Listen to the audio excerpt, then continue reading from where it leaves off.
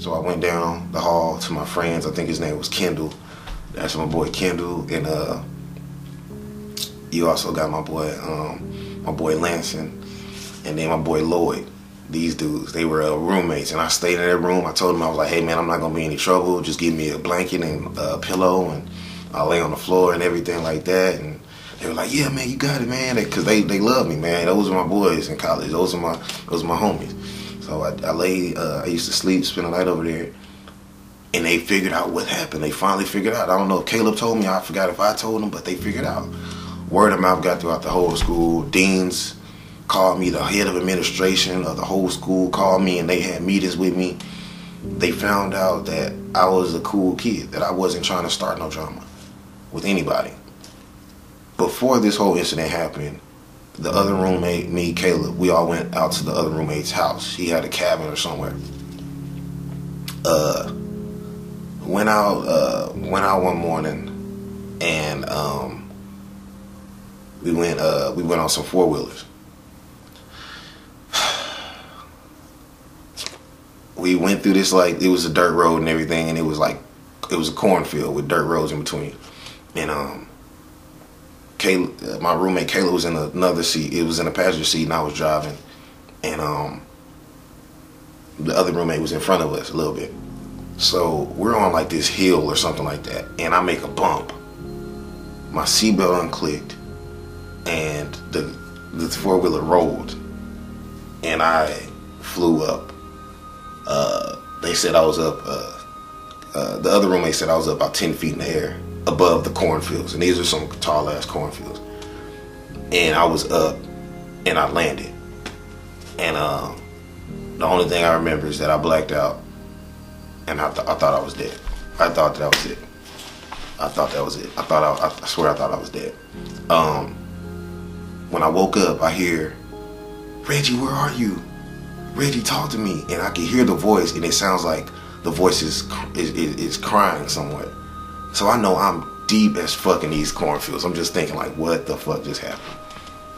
And I'm deep in these cornfields, and oh man, I can't believe him. I thought I would forget this, but I'm deep in these cornfields, and they're looking for me, and the voice is crying, the other roommate's crying, and he finally finds me.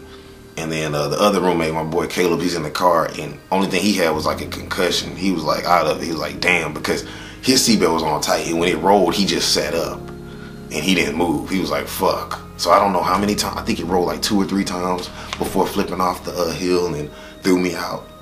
And it was crazy, man. It was something like a movie scene where a dude just flies up, and it was crazy. And that's what they told me that they seen. When I went up in the air, my eyes were closed. I was like, fuck that. But they finally found me. I was bleeding all over the place. Had a concussion, and I broke. I have a scar right here. I have a scar on my eye because they did surgery.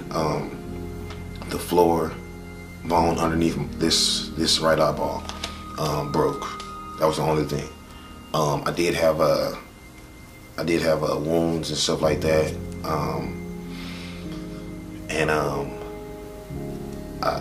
I had to be in a wheelchair for about like a week. It was tough, man. It was tough. I got a lot of attention from the wheelchair. A lot of the players seeing what happened. The head coach of the football team seeing what happened when I came to lunch, and everybody was just shaking their head. They was disappointed. I was a bust. I was a big time bust.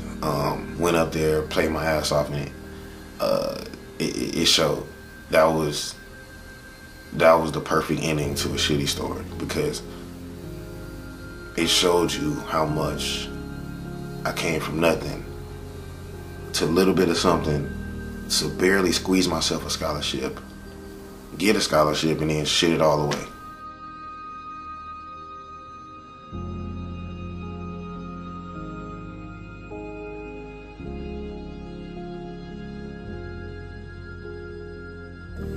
Here at the gravesite,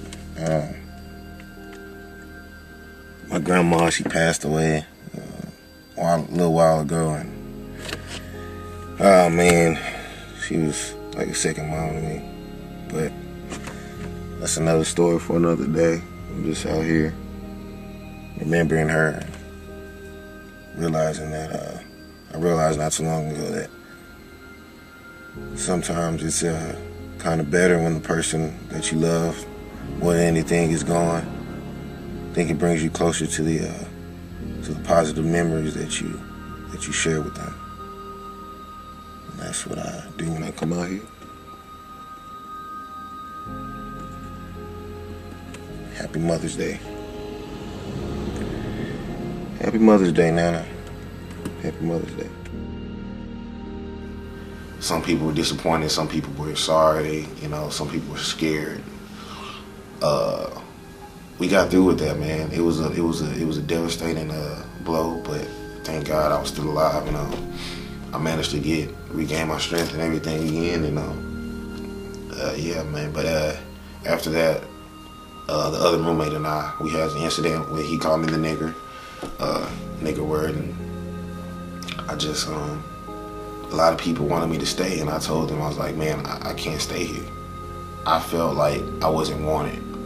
One girl, the girl that was in the incident, whenever he called me a nigger, the girl I was out late with, come to find out that I was just her rebound. She had a boyfriend, and I was her rebound.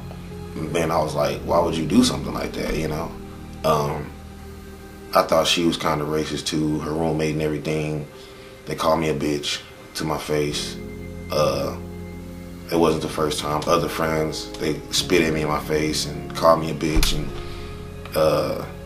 it was just so much frustration built up inside of me and so much hurt, and it hurt me, man. A lot of people just were stabbing me straight in the heart.